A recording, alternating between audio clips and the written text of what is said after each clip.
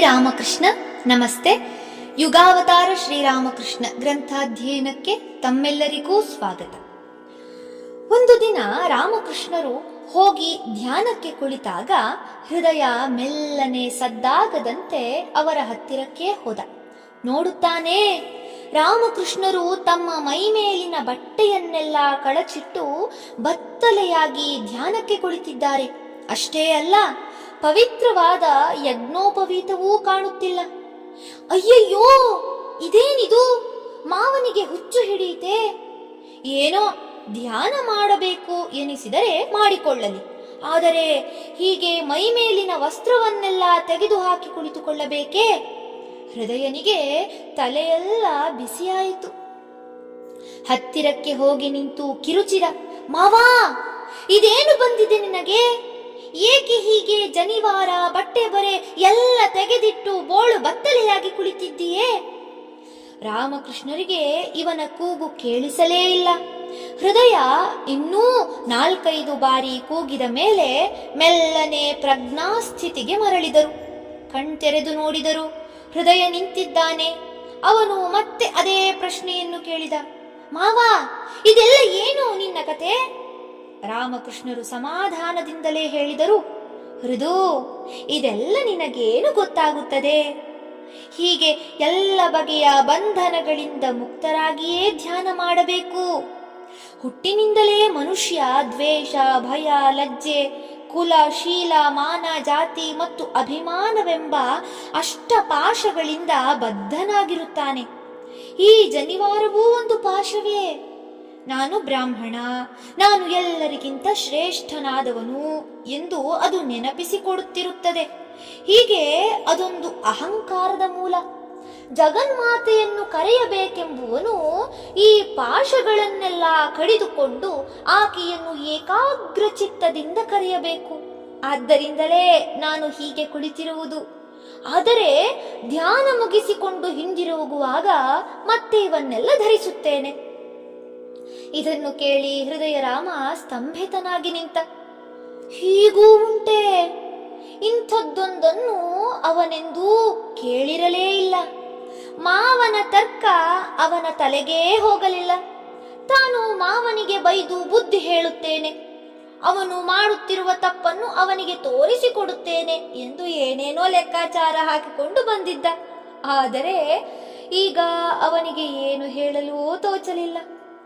ಏನೋಪ್ಪ, ಒಟ್ಟಿನಲ್ಲಿ ನೀನು ಮಾಡುತ್ತಿರುವುದು ನನಗರ್ಥವಾಗುವುದಿಲ್ಲ ಎಂದು ಗೊಣಗಿಕೊಂಡು ಹಿಂದಿರುಗಿದ. ಹೀಗೆ ನಡುರಾತ್ರಿಯಲ್ಲೆದ್ದು ಅರಣ್ಯ ಮಧ್ಯದಲ್ಲಿ ಧ್ಯಾನಸ್ಥರಾಗುವುದು ಮಾತ್ರವಲ್ಲ, ರಾಮಕೃಷ್ಣರ ಪ್ರತಿಯೊಂದು ನಡೆನುಡಿಯೂ ಒಂದೇ ಉದ್ದೇಶದೆಡೆಗೆ ಕೇಂದ್ರಿತವಾಗಿತ್ತು. ಜಗನ್ಮಾತೆಯ ದರ್ಶನ ಲಾಭ ಪಡೆಯಲು ಯಾವ ಯಾವ ಕೃತ್ಯಗಳು ಸಹಾಯಕವೆಂದು ಅವರ ಹೃದಯಕ್ಕೆ ಅನ್ನಿಸಿದವೋ ಅವೆಲ್ಲವನ್ನೂ ಅವರು ಅತ್ಯಂತ ಉತ್ಸಾಹದಿಂದ ಮಾಡತೊಡಗಿದರು. ದೇವಾಲಯದಲ್ಲಿ ಮಾಡುವ ಪೂಜೆಯಂತೂ ಅವರ ಪಾಲಿಗೆ ಎಂದೂ ಕೇವಲ ಕರ್ತವ್ಯವಾಗಿರಲಿಲ್ಲ.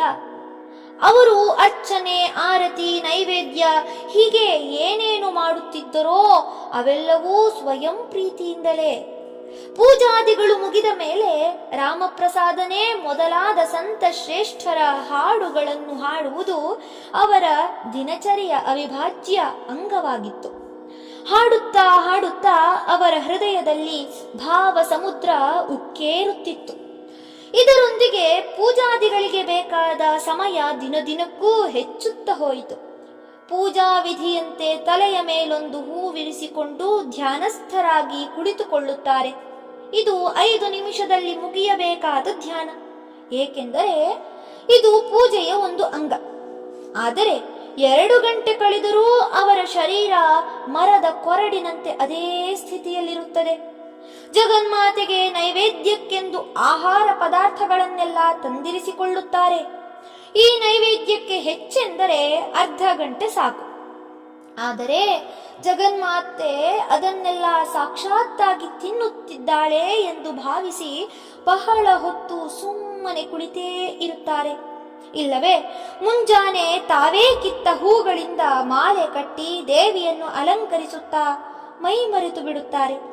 ಪ್ರೇಮ ಭಕ್ತಿಗಳಿಂದ ಕೂಡಿದ ಹೃದಯದಿಂದ ಸಂಜೆ ಜಗನ್ಮಾತೆಗೆ ಆರತಿ ಮಾಡುತ್ತಾ ತನ್ಮಯರಾಗುತ್ತಾರೆ. ಮಧ್ಯಾಹ್ನ ಮತ್ತು ಸಂಜೆಯ ಆರತಿಯ ಬಳಿಕ ದೇವಿಯ ಗುಣಗಾನ ಮಾಡುವ ಹಾಡುಗಳನ್ನು ಹಾಡುತ್ತಾ ಆಧ್ಯಾತ್ಮಿಕ ಭಾವದಲ್ಲಿ ತೇಲಾಡುತ್ತಿರುತ್ತಾರೆ. ಹೃದಯನೋ ದೇವಾಲಯಕ್ಕೆ ಬಂದ ಯಾರಾದರೂ ಭಕ್ತರೋ ಮುಂದಿನ ಪೂಜೆಗೆ ಹೊತ್ತು ಮೀರಿ ಹೋಗುತ್ತಿದೆ ಎಂದು ಮತ್ತೆ ಮತ್ತೆ ನೆನಪಿಸಿದ ಹೊರತು ಎಚ್ಚರವಾಗುವುದಿಲ್ಲ.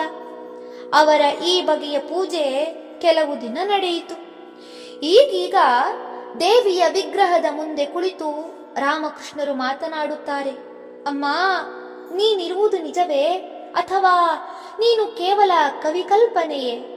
ನೀನು ನಿಜಕ್ಕೂ ಇರುವುದಾದರೆ ನಾನಿಷ್ಟು ಕೂಗಿ ಕರೆದರೂ ಓಗೊಡದಿರುವುದೇಕೆ? ನೀನಷ್ಟು ನಿರ್ದಯಿಯೇ? ನೀನು ನನಗೆ ಕಾಣಿಸಿಕೊಳ್ಳದಿದ್ದರೆ ನೀನಿಲ್ಲವೆಂಬುದೇ ನಿಶ್ಚಿತ. ಆದರೆ ಮರುಕ್ಷಣವೇ ರಾಮಪ್ರಸಾದನಂತಹ ಅನೇಕ ಮಹಾಭಕ್ತರು ದೇವಿಯ ದರ್ಶನ ಪಡೆದುಕೊಂಡದ್ದನ್ನು ನೆನಪಿಸಿಕೊಂಡು ಹೇಳುತ್ತಾರೆ, ಇಲ್ಲ ಇಲ್ಲ ಅಮ್ಮ, ನೀನಿರುವೆ ಎಂದು ನಾನು ಬಲ್ಲೆ. ನಿನ್ನನ್ನು ಕಣ್ಣಾರೆ ಕಂಡವರಿದ್ದಾರೆಂದ ಮೇಲೆ ನಾನು ನಿನ್ನನ್ನು ಕಾಣಲೇಬೇಕು.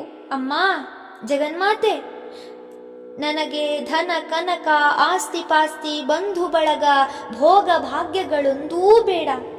ನಿನ್ನ ದರ್ಶನವೊಂದೇ ನನಗೆ ಸಾಕು. ಹೀಗೆ ರಾಮಕೃಷ್ಣರು ಕಣ್ಣೀರ ಕೋಡಿ ಹರಿಸುತ್ತಾ ಪ್ರಾರ್ಥಿಸುತ್ತಿದ್ದರು. ಕಣ್ಣೀರು ಕಪೋಲದಿಂದಿಳಿದು ಎದೆಯನ್ನೆಲ್ಲ ತೋಯಿಸುತ್ತಿತ್ತು. ಆಗ ಹೃದಯ ಸ್ವಲ್ಪ ಹಗುರಾಗುತ್ತಿತ್ತು. ಮನದಲ್ಲಿ ಮತ್ತೊಮ್ಮೆ ಹೊಸ ಭರವಸೆ ಮೂಡುತ್ತಿತ್ತು. ಸಮಾಧಾನಗೊಂಡ ಹಸುಳೆಯಂತೆ ಮತ್ತೊಂದು ಹಾಡಿನಿಂದ ತಾಯಿಯನ್ನು ಸಂಪ್ರೀತಳನ್ನಾಗಿಸಲು ಸನ್ನದ್ಧರಾಗುತ್ತಿದ್ದರು. ಆದರೆ ಸಂಜೆಯಾಗುತ್ತಿದ್ದಂತೆ ಹೃದಯದ ಬೇಗೆ ಮತ್ತೊಮ್ಮೆ ಕೆರಳುತ್ತಿತ್ತು. ಸೂರ್ಯ ತನ್ನ ಸುಂದರ ಹೊಂಗಿರಣಗಳನ್ನು ಬೀರುತ್ತಾ ಅಸ್ತಂಗತನಾಗಲೆಳೆಸುವಾಗ ದೇವಾಲಯಗಳಿಂದ ಪೂಜೆಯ ಘಂಟನಾದ ಕೇಳಿಬರುತ್ತಿತ್ತು. ಆಗ ಅವರು ಗಂಗಾ ತೀರದಲ್ಲಿ ಕುಳಿತು ಕಣ್ಣೀರು ಸುರಿಸುತ್ತಾ ಗೋಳಾಡುತ್ತಿದ್ದರು. ಅಯ್ಯೋ, ಮತ್ತೂ ಒಂದು ದಿವಸ ಕಳೆದು ಹೋಯಿತು. ತಾಯಿ, ನಶ್ವರವಾದ ಜೀವನದಲ್ಲಿ ನಿನ್ನನ್ನು ಕಾಣದೆ ಇನ್ನೊಂದು ದಿನ ವ್ಯರ್ಥವಾಗಿ ಹೋಯಿತಲ್ಲ. ನೀನೇಕೆ ನನ್ನ ಮೇಲೆ ಕೃಪೆ ಮಾಡದಿರುವೆ? ಧನ್ಯವಾದಗಳು. ಮುಂದುವರಿದ ಭಾಗ ಮುಂದಿನ ಸಂಚಿಕೆಯಲ್ಲಿ. ಓಂ ಶಾಂತಿ ಶಾಂತಿ ಶಾಂತಿ. ಸರ್ವೇ ಜನ ಸುಖಿನೋ ಭವಂತು. ಜೈ ಶ್ರೀಮಾತಾ.